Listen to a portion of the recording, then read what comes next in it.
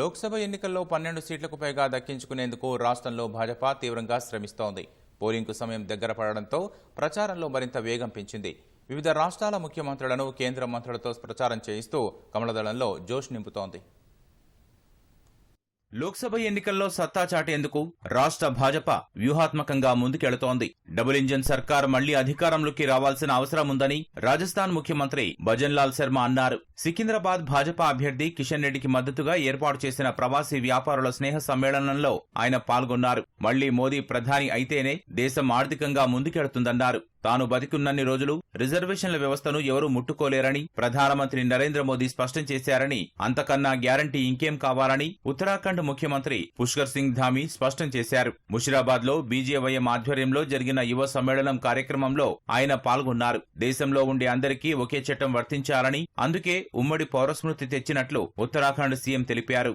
मनमोहन सिंह जी का एक पुराना वीडियो आया है, उसमें वो कह रहे हैं कि देश के जो आर्थिक संसाधन हैं, उन संसाधनों पर पहला अधिकार किसका होना चाहिए? वो कहते हैं एक वर्ग विशेष के लोगों का होना चाहिए। भाइयों बहनों, ये आपको तय करना है। देश के अंदर जिन्होंने मेहनत करी है, जिनके लिए भारत का संविधान करता है, देश का कॉन्स्टिट्यूशन कहता है, बाबा साहब भीमराव अम्बेडकर जब कॉन्स्टिट्यूशन बना रहे थे तो वो देश के अंदर ही प्रावधान कर गए।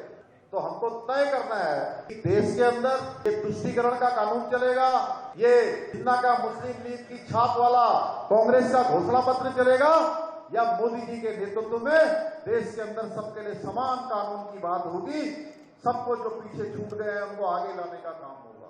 లోక్సభ ఎన్నికల్లో భాజపాకు రిపబ్లికన్ పార్టీ ఆఫ్ ఇండియా మద్దతిస్తుందని ఆ పార్టీ జాతీయ అధ్యక్షుడు, కేంద్ర సామాజిక న్యాయ సాధికారత సహాయ మంత్రి రామ్దాస్ అథవాలే హైదరాబాద్ లో తెలిపారు. అనంతరం సనత్ నగర్ అసెంబ్లీ నియోజకవర్గంలో భాజపా రాష్ట్ర అధ్యక్షుడు కిషన్ రెడ్డితో కలిసి ర్యాలీలో పాల్గొన్నారు. చేవెళ్ల నియోజకవర్గంలోని శంకర్పల్లి మండలానికి చెందిన కాంగ్రెస్ భారాసాలకు చెందిన సర్పంచులు భాజపాలో చేరారు. వారికి ఆ పార్టీ అభ్యర్థి కొండా విశ్వేశ్వర్ రెడ్డి కండువా కప్పి పార్టీలోకి ఆహ్వానించారు. హైదరాబాద్ లో 40 ఏళ్ల చరిత్రను తిరగరాసి భాజపా జెండా ఎగరవేస్తామని ఆ పార్టీ అభ్యర్థి మాధవీలత అన్నారు. నాంపల్లి ఎగ్జిబిషన్ మైదానంలో హైదరాబాద్ పార్లమెంటు భాజపా కార్యకర్తల సమ్మేళనంలో పాల్గొన్నారు. హైదరాబాద్ లో భాజపా జెండా ఎగరగానే ముఖ్యంగా మైనార్టీ మహిళలకు అనేక పథకాలను అందిస్తామని హామీ ఇచ్చారు. ఇక్కడ వరకు ఇన్ని రోజులుగా ఎన్నో అన్యాయాలు అత్యాచారాలు జరిగినాయి. ఈడ ముస్లిం ఆడపిల్లలకు జరిగినాయి.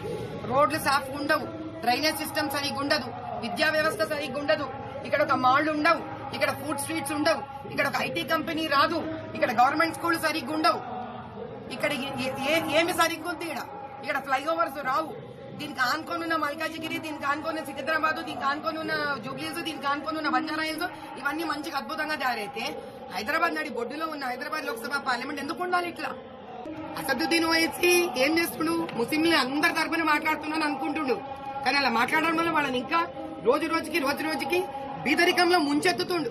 దేశంలో అసమానతలు ఉన్నంత వరకు రిజర్వేషన్లు కొనసాగుతాయని వరంగల్ భాజపా అభ్యర్థి ఆరూరి రమేష్ హనుమకొండలో పునరుద్ఘాటించారు. కాంగ్రెస్ అభ్యర్థి కడియం కావ్య తన తండ్రి కడియం శ్రీహరి గెలిస్తే ఏం చేస్తారో చెప్పకుండా వ్యక్తిగతంగా ఆరోపణలు చేస్తున్నారని మండిపడ్డారు. గాడిద గుడ్లు పెట్టడం అసాధ్యం, అలాగే కాంగ్రెస్ 6 గ్యారంటీలు అమలు అసాధ్యమని నిజామాబాద్ లోక్సభ అభ్యర్థి ధర్మపురి అరవింద్ విమర్శించారు. నిజామాబాద్ జిల్లా ఎడపల్లి, మోపాల్ మండల కేంద్రాల్లో కార్నర్ మీటింగ్లలో ఆయన పాల్గొన్నారు. ఎన్నికల హామీలు అమలు చేయని రేవంత్ ప్రభుత్వానికి రాష్ట్రాన్ని పరిపాలించే అర్హత లేదని అరవింద్ పేర్కొన్నారు. మళ్ళా మనకి తొందరలా నరేంద్ర మోడీ ప్రభుత్వం తెలంగాణలో కూడా వస్తుంది. దేశవ్యాప్తంగా 4 కోట్ల ఇళ్లు కట్టిండు, తెలంగాణలో కూడా మనందరికి ఇళ్లు కట్టిస్తాడు. రాష్ట్ర ప్రభుత్వాలు కడతలేవు ఇళ్లు, కేంద్ర ప్రభుత్వం నరేంద్ర మోడీ కడతనప్పుడు మనకి ఇక్కడ నరేంద్ర మోడీ భారతీయ జనతా పార్టీ సర్కార్ వస్తే మేమమ్మా పని చేసి మీ దగ్గరకు వస్తాం. నేను పసుపోడు తెస్తా అన్న 40 ఏళ్ల రైతుల కల్లా పసుపోడు తెచ్చిన.